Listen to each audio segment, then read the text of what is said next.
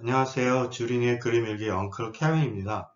오늘은 나심 탈렙의 시리즈를 제가 계속 보고 있는데요. 세 번째로 안티프레질에 대해서 이야기하도록 하겠습니다. 안티프레질은 나심 탈렙이 제안한 새로운 개념입니다. 블랙 스완에 대한 이야기를 지난번에 이야기했고, 이 블랙 스완을 어떻게 해결할 것이냐 하는 것에 대한 해답으로서 이 책 안티프레질이라는 개념과 책을 썼습니다.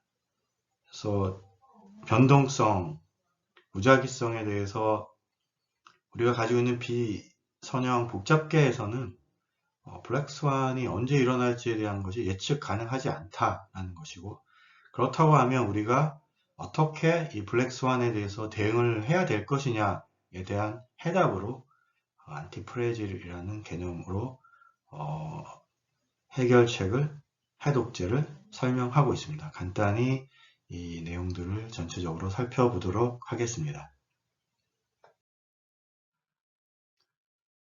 먼저 1장에서는 안티프레질에 대한 개념을 설명하고 있습니다. 안티프레질이라고 하는 것은 우리가 개념적으로 가지고 있는 프레질이라는 개념에 반대되는 개념입니다. 프레질이라고 하면 충격에 의해서 잘 깨지는 그런 것을 우리가 프레질이라고 하죠. 그리고 안티프레질이라고 이야기하는 것은 충격에 약하지 않은 강건한 것을 뛰어넘어서 충격을 받으면 오히려 더 좋아지는 그런 것들을 안티프레질이라고 나심 탈렙은 개념적으로 설명을 하고, 그런 시스템으로 자연계에서의 진화와 유기체 개념으로 설명을 합니다. 우리가 보통 진화라고 이야기하는 것은 환경의 가변성, 무작위성, 스트레스에서 어떤 시스템이 변동이 생겼을 때 그것이 환경에 대해서 살아남는 것들이 그 다음 세대로 전해지는 그런 것을 우리가 진화라고 이야기한다고 하면, 좀 더 강한 것들이, 좀 더 오래 생존할 수 있는 것들이 살아남는 그런 것들을 통해서 유기체들은 안티프레질한 시스템을 가지고 있다. 그것의 프로세스를 우리는 진화라고 이야기한다라고 이야기하는 것이죠. 이것은 한 산업에서도 이야기할 수 있습니다. 전체적으로 놓고 봤을 때 약한 기업이나 개인이 몰락하게 되면 그것들에 의해서 전체 집단이나 종은 안티프레질해진다라는 것이죠. 생존에 적합한 것들만 살아남아서 그 다음 세대로 전해지면서 이것이 유기적으로 계속적으로 진행이 되면 오랜 시간 동안 그 산업이나 그 개가 생존해 나갈 수 있다라는 것입니다. 그래서 두 번째는, 만약에 가변성이나 스트레스나 무작위성을 우리는 보통 좋지 않은 것들로 이야기를 하고, 우리가 이것들을 제거해야 할 그 어떤 문제점이라고 이야기를 해서 이것들을 줄여나가면 어떤 일이 생기느냐. 이것이 근대의 개념이라고 이야기하고, 이 장은 근대는 안티프레질을 거부한다라고 이야기합니다. 결국 이 말은 가변성과 스트레스와 무작위성을 줄여주면 그 시스템 전체는 위태로워진다는 것이고, 그 계에서는 필연적으로 블랙스완이 발생하게 된다는 것이죠. 사카맘에 대한 이야기로 설명을 합니다. 어떤 아이가 있을 때 그 아이에게 필요한 것들을 부모가 미리 다 예측을 해주고, 생길 수 있는 문제점에 대한 것들을 부모가 다 해결을 해주면 그 아이가 나중에 컸을 때 어떤 문제를 해결한 능력이랄지 독립성에 대한 것들이 현저하게 줄어들 수 있다라는 것이죠. 결국은 그 아이의 생존에 어떤 그런 관리가 오히려 위태롭게 만드는 그런 행위다라는 것을 이야기합니다. 그래서 결국 가변성, 스트레스, 무작위성을 받아들여야 한다라는 이야기를 하고 있습니다. 뒤에 좀 더 자세히 살펴보도록 하겠습니다. 네, 3, 4, 5장은 그러면 과연 안티프레즈한 시스템이라고 하는 것이 무엇이냐라는 것입니다. 다시 한번 말씀드리지만 블랙스완은 예측이 불가하다. 그렇지만 우리가 이 예측 불가한 세상에서 살아남기 위해서는 굳이 예측을 할 필요는 없다.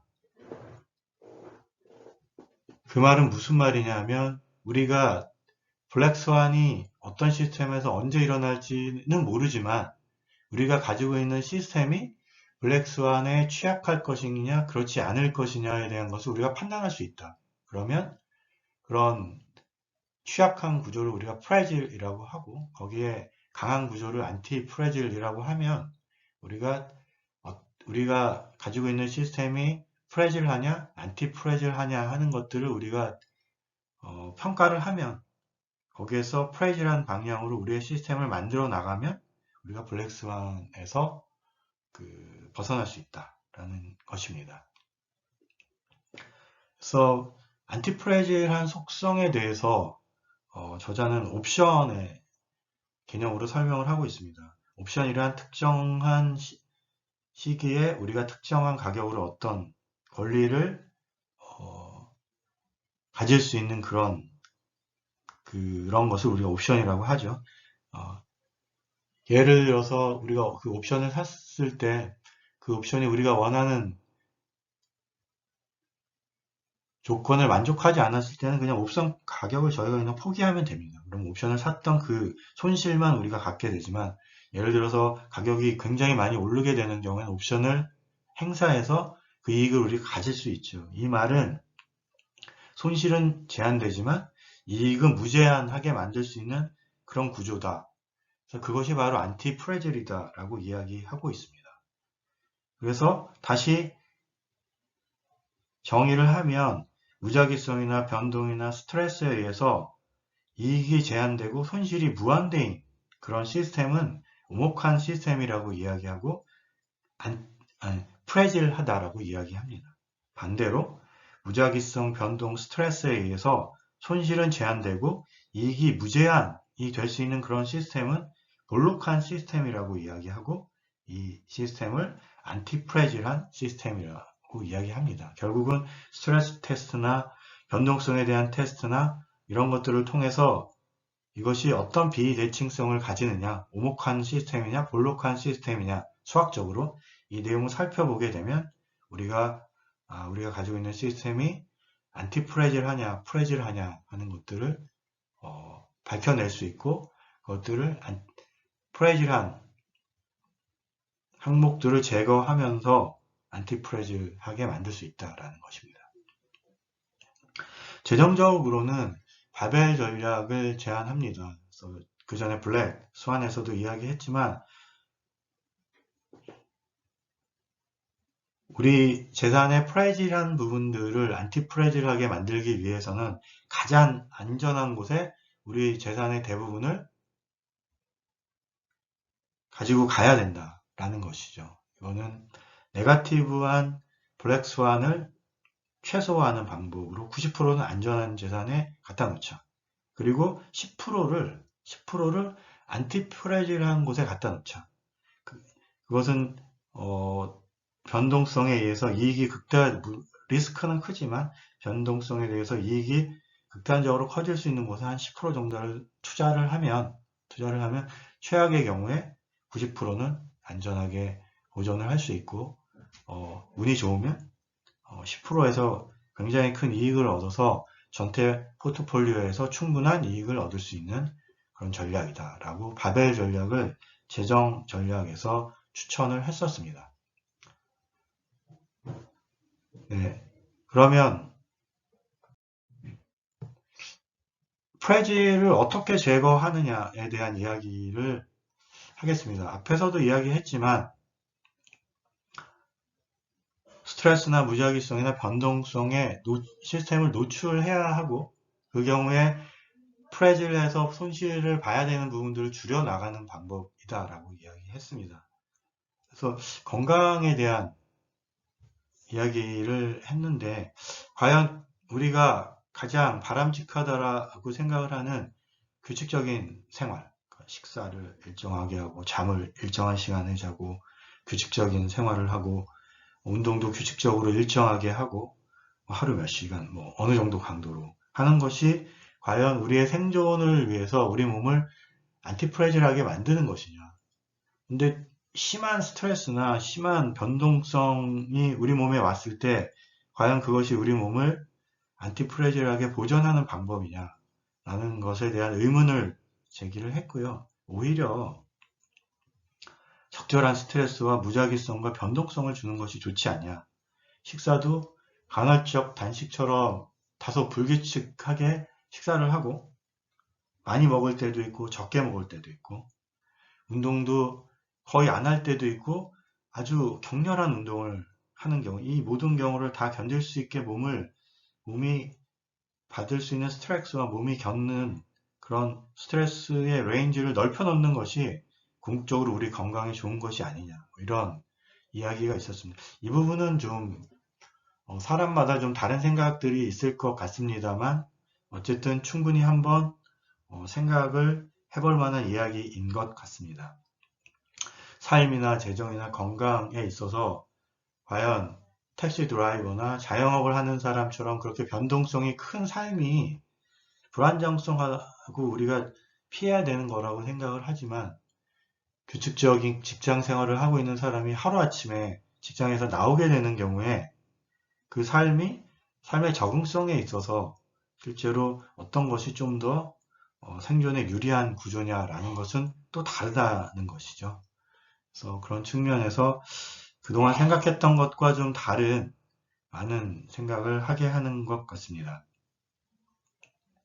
결국 우리의 삶이나 건강이나 재정을 좀 더 생존에 유리하게 만들기 위해서는 평소에 변화나 그런 스트레스나 변동성에 대해서 우리 삶을 노출시키는 것이 필요하다라는 것이죠. 그렇게 정리하고 있습니다. 그리고 7장에서는 프레질과 안티프레질의 윤리에 대한 이야기인데요. 이것은 개인의 위치를 안티프레질하게 만들기 위해서 다른 사람이나 집단 전체를 프레질하게 만드는 행위를 할 수 있다. 그리고 실제로 하고 있다 하는 것이고 그것은 책임지지 않는 결정자들에 의해서 그런 일들이 벌어진다라는 것이죠. 이 이야기는 스킨 인 더 게임이라고 다음에 저술에서 자세히 논의하고 있습니다. 그래서 그 부분은 그때 자세히 이야기하도록 하겠습니다. 정리하겠습니다.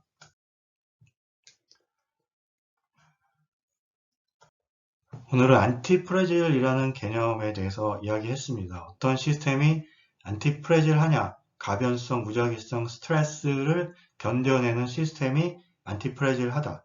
어떻게 그것을 만드느냐? 그러면 가변성, 무작위성, 스트레스에 그 시스템을 노출해서 도태될 것은 도태시키고 강화시킬 것들은 미리 강화시킬 수 있는 그런 건강한 시스템이 안티프레질한 시스템으로 간다라는 것이죠.